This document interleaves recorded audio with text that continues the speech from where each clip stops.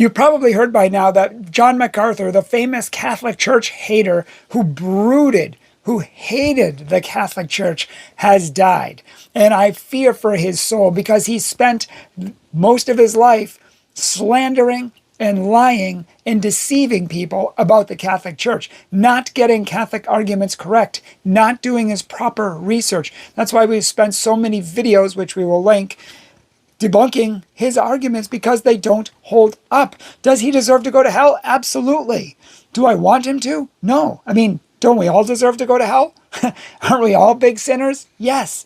So I pray for his soul. I've prayed for him many times. I thirst that God gives him mercy. And I feel like Jesus on the cross, when the Pharisees were trying to kill him, they hated his guts. And Jesus said, Father, forgive them. They know not what they do. And so I pray the same prayer for John, that God forgives him because he knows not what he does in some sense. He's blinded himself with his hate for Catholicism. And I pray that God has mercy on them because he did try to love Jesus the best way he knew how, with a false gospel.